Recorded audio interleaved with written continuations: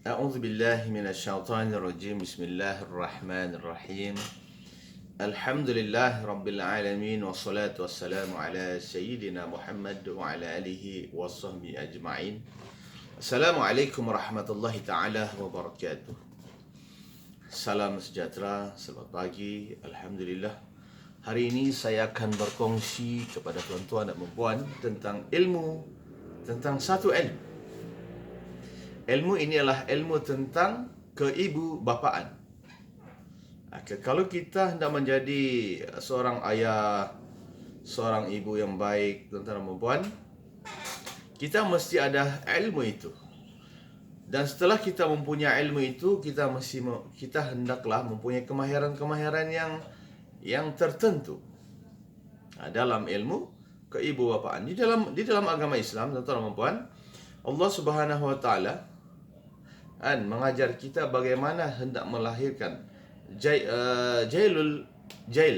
generasi Rabbani, generasi yang mengetahui tentang Tuhannya, mengetahui tentang kejadian diri dia sendiri. Allahu Akbar. Tuan-tuan dan puan, pada asasnya bagi seorang Islam ini, seorang yang beragama Islam ini, pertamanya sebelum mau kahwin ini, sebelum mau kahwin, semua kahwinan kena ada ilmu. Kena ada ilmu. Subhanallah. La haula la quwata illa billah lazim. Kena belajar macam saya kan di sekolah rendah ini, di tingkatan 5 misalnya, tempat tingkatan 5 ini. Insya-Allah, kemahiran untuk menjadi keibubapaan ini sudah didedahkan. Padahal masa tingkatan 5, tingkatan 4, tingkatan 5 ni. Subhanallah. Tuan-tuan dan puan, konsep kemahiran keibubapaan ni, ibu dan bapa, tuan-tuan dan puan, wajib menjaga, mendidik dan menunaikan segala hak anak-anak sebagaimana yang dituntut di dalam Islam. Sebagai seorang ayah, sebagai seorang ibu, kita mempunyai tanggungjawab yang besar kerana anak-anak kita mempunyai hak terhadap diri kita. Apabila ada anak-anak ini, kita kena, dalam Islam kita kena tahu apa hak anak-anak ini. Sebagaimana seorang istri, hak bagi seorang istri terhadap seorang suaminya, pertama, mesti ada tempat kediaman. Suami mesti sediakanlah rumah lah, sama kecil ke besar, yang penting ada rumah. Kedua, pakaian. Ketiga, makanan. Subhanallah. Itu perkara wajib bagi seorang ibu, bagi seorang suami. Hak bagi suami kepada istrinya banyak. Allahu Akbar. Jadi istri kena mentaati suami. Tapi pada zaman sekarang, tuan-tuan dan puan, zaman milenium ini, banyak yang kita tahu, yaitu ada istri yang bekerja. Apa hak dia? Tuntutan dalam Islam tidak pernah jatuh. Jadi bagaimana pula hak anak terhadap hak anak ini terhadap ibu dan bapa? Ada hak anak-anak terhadap ibu dan bapa, yaitu tuan-tuan dan puan, ialah ibu dan ayah ini kemahirannya akan hak dia adalah pertama membentuk anak-anak ini menjadi soleh. Membentuk anak-anak ini menjadi soleh. Membentuk anak ini mengenal siapa Tuhan dia punya. Anak ini Tuhan bapa, mama mesti bagi tahu siapa dia punya Tuhan. Dalam Islam, Tuhan kita Allah Subhanahu wa taala, bagi tahu Tuhan kita Allah. Hak anak-anak juga, hak mereka ini hendak menjadi adalah dibimbing supaya menjadi anak yang soleh. Ketiga, dibimbing supaya anak-anak ini berjaya di dunia dan juga di akhirat. Apa maksud berjaya di dunia? Apa maksud berjaya di akhirat? Allahu Akbar. Jadi hasil usaha dan pengorbanan yang dilakukan untuk mencapai matlamat ini akan dibalas oleh Allah Subhanahu wa taala melalui doa-doa anak-anak yang saleh. Apabila matinya setiap anak Adam ini, kulli nafsin dha'iqatul maut. Setiap yang bernyawa ini pasti mati. Itu janji Allah Subhanahu wa taala dalam Al-Quran. Disebut beberapa kali dalam Al-Quran. Panduan kita untuk hidup. Maknanya di sini, siapa yang mati, tuan-tuan dan puan, di kalangan manusia ataupun di kalangan apa-apa sahaja, orang yang mati ini, dia punya rezeki akan hilang. Tidak ada. Allah tidak akan bagi rezeki lagi kepada orang yang sudah mati. Allahu Akbar. Kan? Itulah hak, dia akan hilanglah. Jadi yang hidup ini tuan-tuan dan puan-puan ada hak terhadap hidupnya. Allah akan bagi rezeki kepadanya. Subhanallah. Kalau yang tengah hidup berada di alam yang ketiga ini, manusia berada di alam dunia ini adalah alam yang ketiga. Alam yang keempat berada di alam barzakh. Dia lama proses di dalam alam barzakh ini. Dalam barzakh ini dan alam akhirat itu lagi lama. Allahu Akbar. Kita kena tahu tentang semua ini di asas atas agama. Tiga perkara yang tidak akan hilang. Itu janji Rasulullah SAW, itu Rasulullah beritahu. Pertama ialah sedekah. Sedekah harta yang dibelanjakan kita kita sedekah kan. Kita membina masjid, beli beli kipas, beli apa lagi? Buat simen, buat bangunan, buat beli bata. InsyaAllah itulah yang akan menolong kita berada di alam barzakh. Yang kedua ialah ilmu yang bermanfaat. Ilmu bermanfaat teman-teman kita sebagai seorang guru, seorang bapa, seorang ayah, seorang ibu, kita memberikan anak-anak kita ini bekalan ilmu. Al-Quran misalnya, kita mengajar mereka Al-Quran, membaca Al-Quran ini ada 5 hak Al-Quran oleh manusia ini. Belajar, membacanya, mentadabur, beramal dengan apa yang disuruh oleh Al-Quran dan bagi tahu kepada orang. Itu hak Al-Quran. Allahu Akbar. Yang ketiga adalah doa anak-anak yang soleh untuk ibu dan bapa. Subhanallah.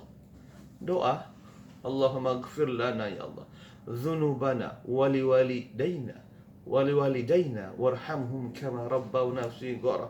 Allahumma ighfir li waliwalidayya warhamhuma kama rabbayani shaghira.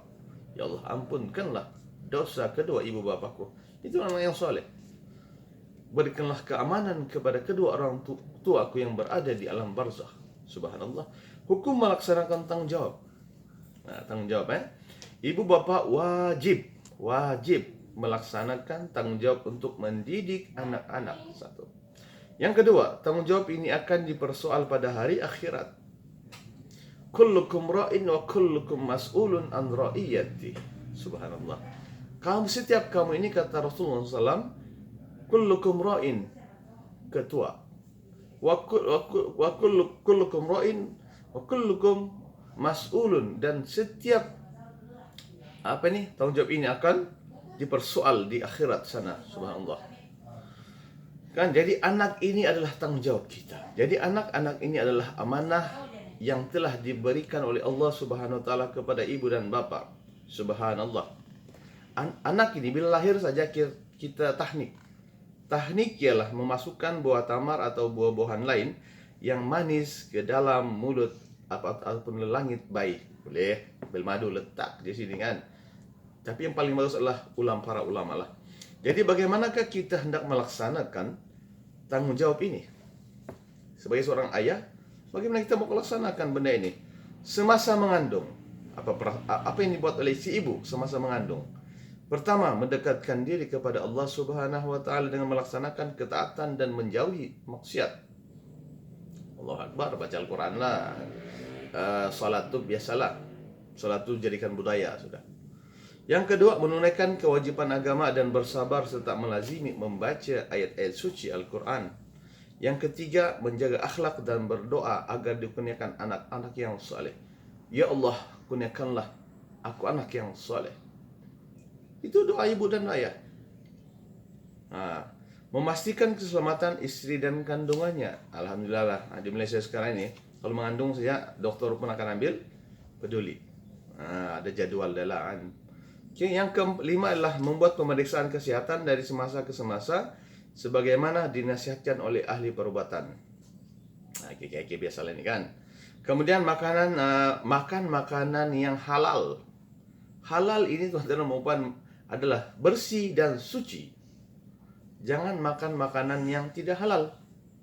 Nanti dia akan mendatangkan mudarat kepada ibu dan bayi. Allahu Akbar. Takkanlah teh mengandung minum arak kan? No, tidak bagus. Tapi mengandung minum makanan sunnah. Sunnah lah. Sebagaimana Nabi Isa alaihissalam ketika Maryam mengandungkan Nabi Isa, tuan-tuan dan puan, Allah meletakkan tamar. Allah meletakkan tamar. Siti Maryam memakan buah tamar. Subhanallah, dalam Al-Quran dikisahkan tentang ini. Jadi tamar ini adalah makanan sunnah. Nabi Muhammad pun kan kecil-kecil dia makan susu kambing, minum susu kambing. Subhanallah. Kemudian banyakkan berehat untuk mengelakkan tekanan perasaan di samping memelihara kesehatan janin serta menjauhinya daripada pengaruh-pengaruh negatif. Biasa orang mengandung itu macam-macam pengaruh dia. Jadi semasa memperolehi anak, bila ada anak tuan-tuan dan puan, apakah yang dibuat oleh ibu dan bapa ini? Pertama, tanggung jawab terhadap bayi yang baru lahir. Biasa takkanlah mengandung sian masih bayi itu mau keluar. Dalam Al-Quran beritahu bahwa normal adalah 9 bulan 10 hari. Itu baru normal kelahiran dia. Kalau 6 bulan itu tidak normal untuk kelahirannya. Biasa ada dokter yang mau selamatkan tinggi darah, tinggi darah masa apalagi kencing manis masa mengandung, Allah Akbar, diabetes. Biasanya dokter akan keluarkan paksa untuk keluarkan bayi. Allahu Akbar. Itulah kehebatan perbuatan ilmu perbuatan sekarang lah. Okey, dan apabila lahirnya bayi itu, pertama sekali yang dilakukan oleh si ayah ialah azan dan iqamah di telinga bayi. Azan, Allahu Akbar, Allahu Akbar, Allahu Akbar, Allahu Akbar. Iqamah, Allahu Akbar, Allahu Akbar. Asyhadu an la ilaha illallah, asyhadu anna Muhammadar Rasulullah. Bayi yang baru lahir di telinga dia ini. Yang kedua, mentahnik. Tahnik tadilah saya sudah beritahu. Yang ketiga, menamakannya dengan nama-nama yang baik. Bagi nama yang baik untuk anak-anak kita. Sekarang ini ramai yang kalau macam di Nusantara ini memberi nama menggunakan nama Al-Arab Muhammad. Dan nanti di akhirat nanti kena panggil Muhammad, kena panggil lah Muhammad. Semua nama Muhammad sahaja. Allahu Akbar. Yang keempat ialah mencukur rambutnya serta memberi sedekah sekadar nilai emas atau perak yang sama berat dengan timbangan seluruh rambutnya. Allah Akbar. Dan melakukan akikah. Yang kalau akikah kan, saya sudah bagi tahu tentang di sini, yaitu tentang akikah ini, menyembelih binatang An'am lah. Yang kedua, apakah tanggung jawab semasa ada anak ini? Ibu bapa hendaklah memberi mereka pengajaran pendidikan Islam. Mengajar asas keimanan seperti rukun iman, rukun Islam dan prinsip syariat serta membiasakan mereka dengan mentaati perintah Allah. Dalam rukun Islam, syahadah, asyhadu an la ilaha illallah, asyhadu anna Muhammadar Rasulullah. Salat. Apa lagi? Kita ada zakat, bayar zakat kan? Kita beritahulah bayar zakat, puasa dan juga haji. Kita beritahu dan rukun iman lah, dan ibadah-ibadah yang wajib dan ibadah yang lain lah. Kemudian yang ketiga adalah memberi pendidikan moral untuk anak-anak kita. Prinsip-prinsip pendidikan moral ini banyak. Jadi menanamkan prinsip-prinsip akhlak dan budi luhur di dalam diri anak-anak semenjak mereka memayis. Biasa memayis itu tuan-tuan umur 7 tahun. Ya, boleh membezakan baik dan buruk sudah. Sebagaimana Nabi Musa alaihi salam, tuan-tuan, apabila dia menginjak di usia masih kecil lah, maka Firaun menjadikan dua tempat, dua balang lah, satu berisi api dan satu berisi emas. Mula-mula itu Nabi Musa alaihissalam dia mau pergi bahagian emas ini, tapi Allah takdirkan dia pergi bahagian api. Tidak jadilah Nabi Musa dibunuh. Itu namanya memayis. Jadi anak-anak ini diberi didikan dengan akhlak yang baik, budi yang luhur semenjak mereka ini memayis dan baligh dan baliglah dan sehinggalah dia dewasa. Kalau Sayyidina Umar, tuan-tuan dan puan, Sayyidina Umar radhiyallahu an, umur kosong baiklah sampai 7 jadikan mereka ini sebagai, kita ini jadi hamba, ibu bapanya sebagai hamba. Dan 7 hingga 11, jadikan anak-anak ini sebagai musuh. Musuh, maksudnya musuh. Kita sedikit kita kena suruh dia bekerja. Umur 14 tahun sampai 21 tahun, teman-teman perempuan, jadikan dia ini sebagai berhati-hati. Jadi musuh kah? Berhati-hati. Jadi macam musuh lah. Kita berhati-hati dengan musuh. Musuh, teman-teman perempuan, umur 14 tahun sampai 21 tahun ini, anak-anak ini pandai berbohong. Ingat, pandai berbohong. 7 tahun sampai 14, anak-anak ini mesti kena paksa. Apabila dia berumur 21 tahun dan ke atas, jadikan dia ini sebagai seorang kawan dan sahabat. Itulah anak-anak ajaran daripada Sayyidina Umar radhiyallahu anhu, khalifah Islam yang kedua. Oke, kemudian apa lagi? Tanggung jawab kita lah mengasuh anak-anak dengan adab-adab seperti bercakap benar. Ini pendidikan moral, amanah, suka membantu orang dan suka membantu orang yang memerlukan bantuan, ringan tangan. Ya. Menghormati orang tua, siapa saja orang tua, karena hormat dari sudut percakapan, perbuatan, dan iktisad. Dan menghormati tetamu, hormat kepada tetamu yang datang di rumah, berbuat baik kepada jiran kita kena buat baik, dan saling menyayangi sesama manusia, saling sayang menyayangi. Ya. Yang ketiga, menjauhkan anak-anak kita ini daripada perkara-perkara yang tercela dari sudut agama, tercela dari pandangan orang, dan tercela daripada tanggapan makhluk lain. Contohnya memaki, jauhi memaki ini. Suka memaki. Ada orang tua ini memaki saja kerjanya. Sebab biasa ini dia dapat daripada orang tuanya sebelum. Jadi seorang ibu bapa, kita memaki hamun ini jangan. Jauhi. Yang kedua, berdosa. Berdosa ini berbohong. Kan berbohong. Ada pepatah Melayu, berbohong lama-lama mencuri. Suka berbohong.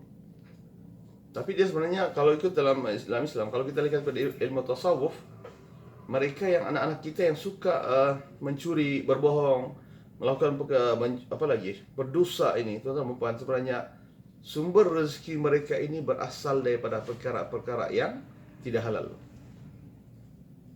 Dan ada orang tua, tuan-tuan, mendapat harta, tapi bukan dengan cara yang baik, tidak halal. Tapi dia bagi makan dengan demi anak. Ingat, anak-anak itu akan jadi tidak baik. Itu ilmu tasawuf. Yang keempat, tanggung jawab kita lah memberi pendidikan jasmani.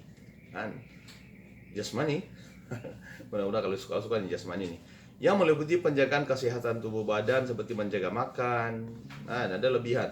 Anak-anak kita ini terlampau gemuk pula ini, obesity, terlebih makan. Dan menjaga makan minum. Jangan makan minum yang berkhasiat lah. Tidur yang baik, tidur yang cukup, kebersihan, setiap bersih dan juga sehat, insyaallah. Seterusnya yang kelima adalah memberi pendidikan intelektual. Intelektual ialah otak. Intelektual, teman-teman, kalau mengikut kajian-kajian orang ataupun dalam ilmu Al-Quran ini, intelektual ini menggunakan akal. Kenapa manusia ini Allah angkat sebagai ahsanul, sebaik-baik kejadian. Allahu Akbar, kan? Sebab kita latih dengan dia mempunyai akal. Manusia ini mempunyai akal. Kalau dalam ilmu mantik, manusia ini adalah haiwan. Ilmu mantik, manusia ini jenis haiwan. Jenis haiwan. Kita ini haiwan, manusia ini. Tapi haiwan yang boleh an-natiq. Natiq ini boleh bercakap. Sebab haiwanun natiq dipanggil dalam ilmu mantik. Sebab itulah kita ada akal. Apa maksud memberikan ilmu intelektual ini?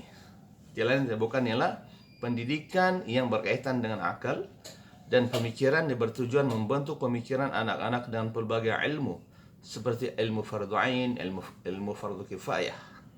Ilmu fardu ain dan fardu kifayah. Dan kalau mengikut kajian-kajian yang hebat juga macam di sekolah sekarang ini, diwajibkan guru melaksanakan teori taksonomi belum ini ya. Insyaallah itu membina intelektual sebenarnya. Kemudian yang keenam, memberi pendidikan rohani, rohani dalaman. Untuk makluman kita lah. Rohani itu tubuh badan kita ini daripada tanah. Kan, sebagaimana kata syaitan, iblis kepada Allah. Wahai iblis, kata Allah SWT, kenapa kau tidak mau tunduk hormat kepada Nabi Adam alaihissalam? Apa kata iblis? Macam mana saya mau tunduk? Saya ini dijadikan daripada api. Dia ini diciptakan daripada min turab. Turab ini tanah, ha? Dalam tanah hitam lagi. Kan? Itu kata iblis kepada Allah SWT. Maka Allah pun murka kepada iblis. Iblis ini mempunyai ilmu yang tinggi. Padahal pada tahap itu, pada tahap semasa itu, iblis berada di tingkatan tertinggi, lebih tinggi ke tahap dia daripada taraf dia daripada malaikat. Subhanallah. Apabila dia melawan Allah Subhanahu wa taala, Allah menjatuhkan dia punya derajat paling bawah. Bergagar malaikat melihat tuan-tuan. Iblis melawan Allah Subhanahu wa taala. Jadi rohani ini tuan-tuan daripada roh kita ini, Allah masukkan roh. Orang yang meninggal tuan-tuan, Allah tarik roh dia. Dan roh. Jadi makanan roh ini apa? Apa sebenarnya roh ini? Masih roh ini pada langit. Nafsu itu daripada langit kan. Tapi dia ini nafsu ini jenis yang keras sedikit. Tapi kalau roh ini roh tidak akan masuk dalam badan setiap manusia ini tanpa ada kelulusan dari Allah Subhanahu wa taala. Allah kasih lulus dulu baru boleh masuk dalam badan. Allah bertanya kepada roh, kau ini siapa? Roh penjawab, ya Allah, engkaulah Tuhanku. Baru masuk di dalam badan baby yang berada dalam perut ibu tuh. Baru masuk. Itulah sebabnya kita bila kita tua-tua bila menjadi manusia ini kita ada suntikan roh. Roh bila ada bercakap dengan Allah kan. Allah masih ada Tuhanan lah. Jadi memberi pendidikan rohani ini teman-teman ialah mendidik anak-anak dengan sifat seperti berani, sabar, cekal dan tekun, menjauhkan anak kita ini daripada sifat-sifat negatif seperti malu, tidak bertempat. Malu, teman. Berada kita ni biasanya malu di depan kan. Bila berada di hal yang ramai malu pula. Itu salah sebenarnya. Yang malu ini sebenarnya ialah malu membuat dosa. Di depan orang buat dosa, di depan orang berbohong, di depan orang apalagi mencela orang. Allahu Akbar. Itu tidak malu itu nama dia. Ya.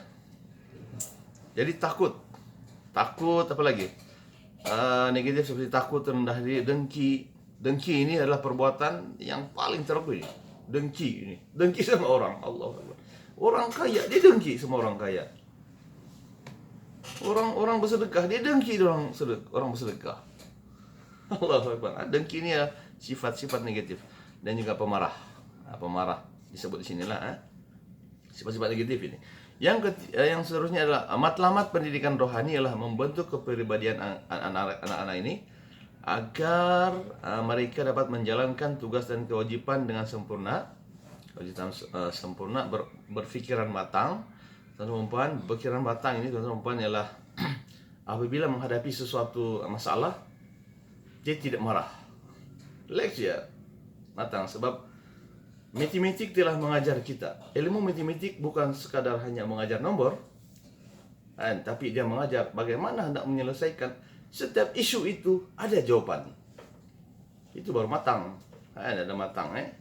Kemudian bercita-cita tinggi. Saya ingin menjadi Perdana Menteri. Oh, tinggilah cita-cita kan. Tapi bagaimana proses itu dijalankan untuk menjadi Perdana Menteri yang hebat. Dan sebenarnya beranilah.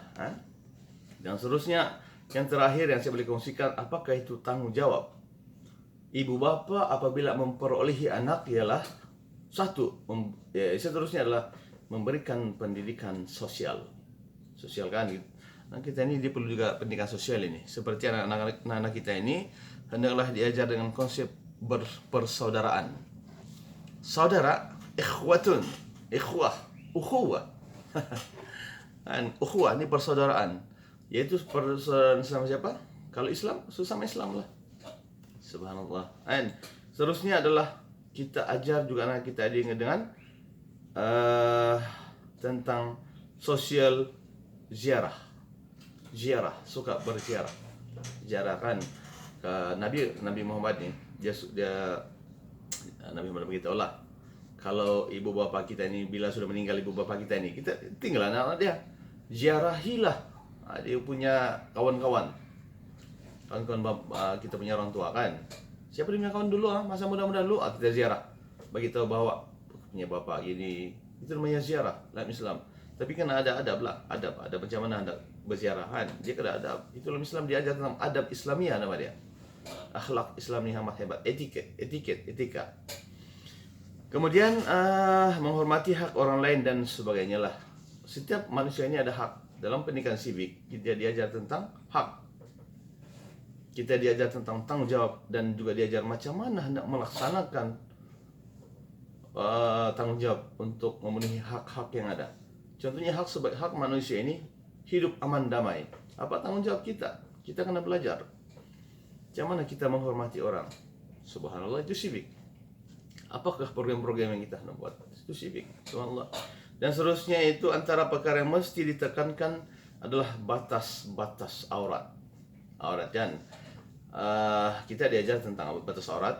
Apabila seorang lelaki dan lelaki, dia punya batas aurat lah daripada pusat sehingga ke lutut. Begitu juga dengan sesama Islam dan sesama yang bukan Islam lah. Dan aurat perempuan kan seluruh tubuh badannya kecuali muka dan tapak tangan. Karena pakai stokin lah kan, dan baju kena longgar. Begitu juga dengan aurat di antara perempuan Muslim dengan yang bukan Islam, auratnya kan tutup semua. Tapi kalau sesama perempuan itu tidak masalah. Kena belajar tentang ilmu aurat ini ya, ditekankan. Dan juga peraturan pergaulan antara lelaki dan perempuan. Ikhtilat dalam bahasa Arab, ikhtilat. Sebagaimana yang digariskan oleh Islam lah. Okay? Dan saya rasa itu sajalah perkongsian tentang kemahiran keibubapaan yang wajib ada kepada setiap individu Islam lah. Bila menjadi ibu bapa ini dia kena ada kemahiran. Subhanallah. Jadi saya rasa itu saja untuk perkongsian yang baik itu dari Allah SWT, kurang itu dari saya sendiri. Salam Ramadan. Jadi pada sasarannya bulan Ramadan dan hari ini nuzul Al-Quran. Kalau di Malaysia ini ada beberapa negeri yang akan yang nuzul Al-Quran, yang menyebutkan nuzul Al-Quran ini kan perayaan, boleh sambutlah, dia tidak ada masalah, sambut saja. Sebab dia adalah baik, dia adalah satu ilmu yang baik untuk kita. Subhanallah, Allahu Akbar. Nuzul Al-Quran ini dan seterusnya pada 10 yang terakhir bulan Ramadan ini kita akan bersungguh-sungguh untuk mendapat satu malam yang dikenali sebagai malam 1000 bulan, ataupun dalam surah Al-Qadar malam Lailatul Qadar. Bersungguh lah. Dan kalau ikut sifir yang telah diberikan oleh para ulama, sebab apabila hari pertama Ramadan, ada ulama mengatakan bahwa hari Selasa ataupun hari Jumat tu dia jatuh, maka dia akan malam Lailatul Qadar itu pada 27 hari bulan. Allahu Akbar. Ini para ulama dahulu kan, ulama tabi'in kan. Allah Akbar. InsyaAllah kita akan mendapat malam 1000 bulan, yang mana amalan kita pada malam 1000 bulan ini banyak. Kita boleh buat macam-macam, kita boleh bersedekah, menghidupkan malam itu, dan apa-apalah, dan berdoalah banyak-banyak. Allahumma inna nas'aluka ridhaka wal jannah wa na'udzubika min sakhatika wan nar. Allahumma innaka afuwwun karim tuhibbul afwa fa'fu anna. Amin ya rabbal alamin. Insyaallah. Aqulu qawli hadza wa astaghfirullahal azim li wa lakum wa li sa'iril muslimin wal muslimat bi rahmatika ya arhamar rahimin. Wa billahi taufiq. Assalamualaikum warahmatullahi wabarakatuh. Insyaallah jangan lupa subscribe Kirana Studio.